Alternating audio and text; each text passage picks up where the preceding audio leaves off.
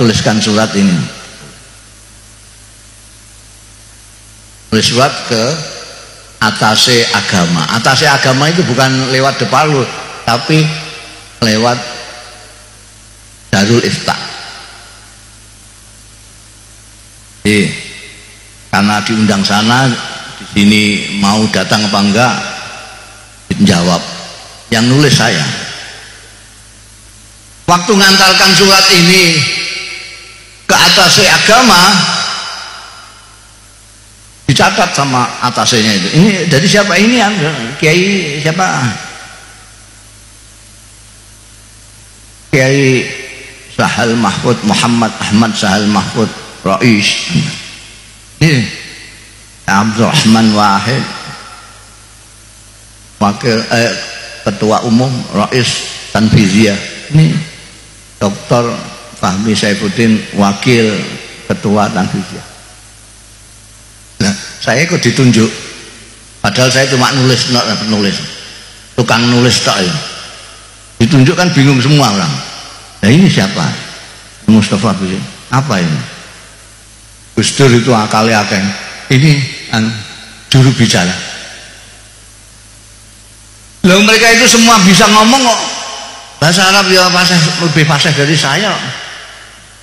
Kok saya diangkat juru bicara? Saking pinternya ben saya katut mangkat itu aja. Betul katut mangkat di sana. Tepatnya cerita terus ditemui oleh Rais Darul Ifta, Rajani Wahabi, Abdullah bin Bas. Temuin tamu-tamu itu dari mana-mana, ditemuin semua. Tinggal kita delegasi dari NU nggak ditemui. Beliau langsung masuk ke peristirahatan. Saya sudah seuzon, loh kok kita kok nggak dipanggil sendiri? Tahu-tahu ada utusannya bisikin kita, Syekh bin Bas berkenan menerima di ruang istirahat beliau. Jadi Syekh bin Bas istirahat gini nih, kita di depan ngomong, tanya-tanya. Yang pertama kali ditanyakan itu orang NU, kamu itu anggotanya berapa? Gak ada yang jawab. Lah saya didudul sama Dr. Fahmi, juru bicaranya. Ya saya terus ngomong 50 miliar ya Syekh. Waktu itu saya karang 50 juta Syekh.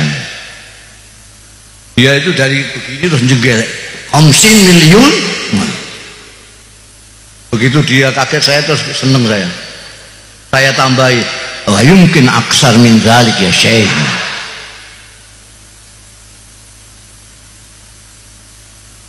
Nah itu bayangkan aja, penduduk Saudi Arabia pada waktu itu baru 20 juta.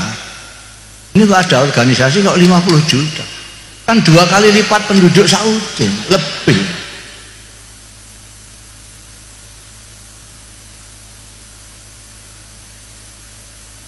Ketika ditanya, itu yang biayai siapa? Tidak ada, sampai juru bicaranya pun tidak bisa jawab ini. NU tidak ada yang biayai, lillahi ta'ala semua.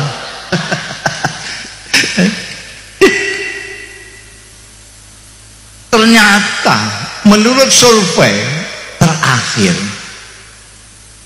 NU sekarang ini 80 juta.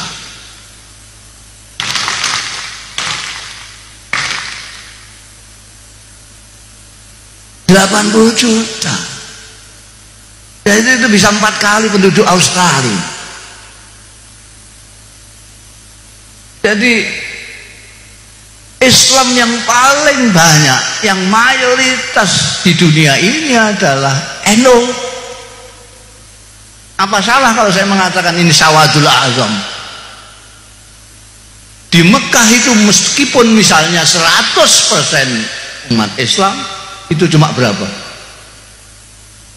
20 juta. Beragama itu senang, bukan beban. Kenapa? Karena kita mencintai Allah, tidak hanya takut Allah.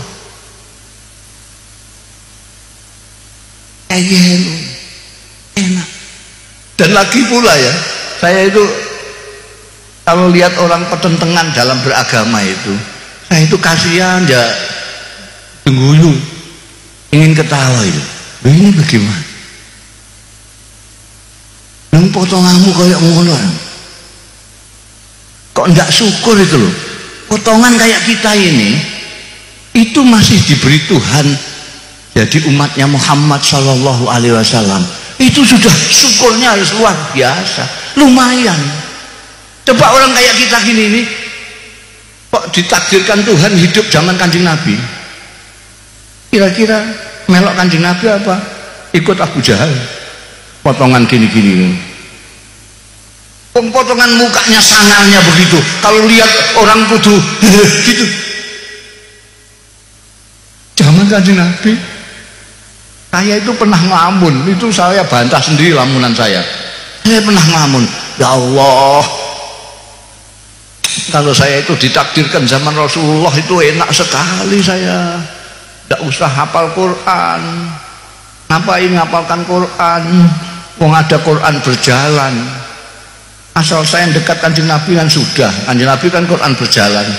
Kepengen dengan Tuhan yang baik itu bagaimana? Lihat Kanjeng Nabi. Kepengen dengan hamba Allah yang baik itu bagaimana? Lihat Kanjeng Nabi. Bagaimana baik dengan istri? Lihat Kanjeng Nabi. Bagaimana baik dengan tetangga? Enak kalau saya ditakdirkan zaman Kanjeng Nabi, enak itu. Saya tidak usah ngaji, nyawang-nyawang Kanjeng Nabi saja. Tapi akal sehat saya lalu bantah, oh dapurmu ditakdirkan hidup zaman Kanjeng Nabi. Belum tentu melok Kanjeng Nabi kamu. Jangan-jangan kamu ikut Abu Jahal, lihat potonganmu gitu. Saya terus alhamdulillah. Saya ini kok ngelamun kok keduren. Bahasa Jawanya ngelamun keduren ya. Di sini apa? Ketinggian ngelamun. Yang potongan kayak gini, kira-kira nek kok jejeran dengan sahabat Abu Bakar, dengan Sayyidina Ali, gitu kira-kira pantas lah nggak kira-kira? La ilaha illallah, diapurmu. Jadi kita harus bersyukur sudah hidup di akhir zaman. Kita ini hidup di akhir zaman. Wong sudah habis kiamat. Wong katanya kiamat tahun 12. Ini tahun 19. Sudah kelewat. Jadi kita itu makhluk yang paling akhir. Masih dipilih oleh Allah. Hidayatullah, hidayahnya Allah yang hakiki itu adalah hak prerogatifnya Gusti Allah. Sama dengan menteri-menteri itu hak prerogatifnya presiden. Kok kamu mangkel, cek orang mangkel, presiden menghendaki ini ya ini. Sampean mangkel tidak mangkel, orang mana ini betet ya? Hah? Betet. Ya orang betet kok melok Kanjeng Nabi, ikut Kanjeng Nabi itu kan ya agak masuk akal. Betet sama kasan ikut Kanjeng Nabi itu ketemu pirang perkara. Gimana ini? Wong familia tidak, tetangga tidak. Enggak apa-apanya, jauh sekali. Sini Mekah itu 7 samudra. Di sini ke Madinah itu masih lewat Surabaya. Baru terbang 9 jam pakai pesawat jet. Sampai kok ikut Kanjeng Nabi itu asal usulnya gimana? Padahal ada orang yang dekat sekali, tidak ada orang yang lebih dekat daripada dia. Namanya Abdul Uzza. Orang ini dekat dengan Kanjeng Nabi luar biasa. Karena pertama dia saudaranya Sayyidina Abdullah. Sayyidina Abdullah itu ayahnya Kanjeng Nabi Muhammad Sallallahu Alaihi Wasallam. Dia saudara kandungnya Sayyidina Abdullah, berarti pamannya Kanjeng Nabi persis. Rumahnya tetangga pet dengan Kanjeng Nabi Muhammad Sallallahu Alaihi Wasallam. Sini Kanjeng Nabi, di situ rumahnya. Tidak hanya itu saja, orang ini Abdul Uzza besanan dengan Kanjeng Nabi Muhammad sallallahu alaihi wasallam, anak dua. Dia punya anak laki-laki dua, Utbah dan Utaibah, dikawinkan putrinya Kanjeng Nabi dua, Sayyidatina Ruqayyah dan Sayyidatina Ummi Kulsum. Ada orang yang lebih dekat dari dia. Paman, tetangga pet, besanan, anak dua, tidak hanya satu. Itu ketika diajak Kanjeng Nabi untuk menyembah Allah Subhanahu wa ta'ala, bukan hanya tidak mau, tapi mencaci maki Kanjeng Nabi.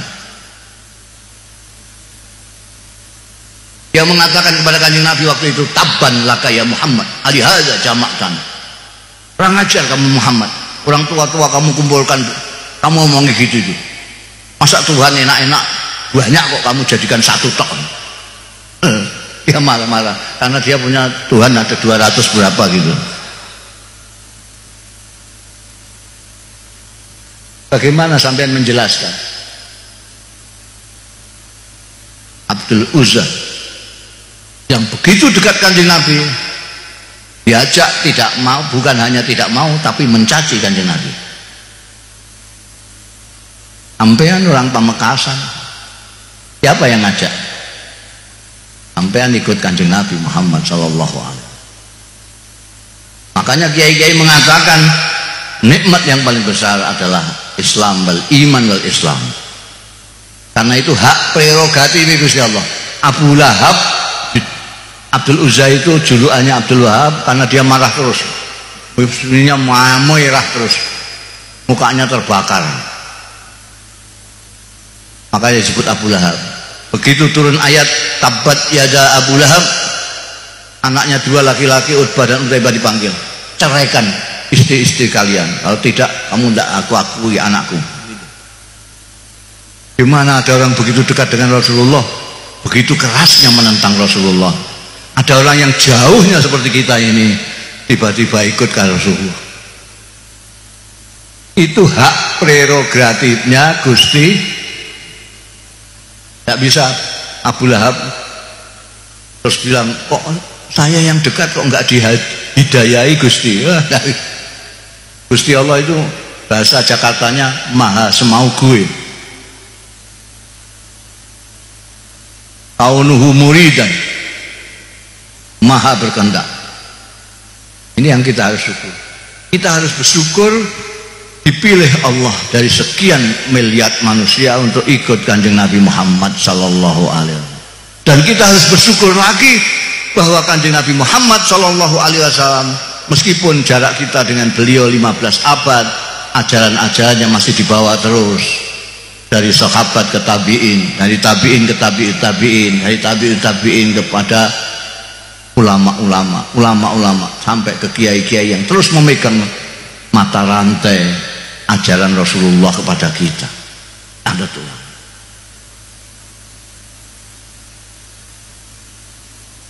Dan saya sudah keliling, saya sudah ke Amerika, ke Eropa, ke Timur Tengah, ke Jepang, ke Taiwan, ke Korea. Tidak ada yang otentik Islamnya seperti Nahdlatul Ulama.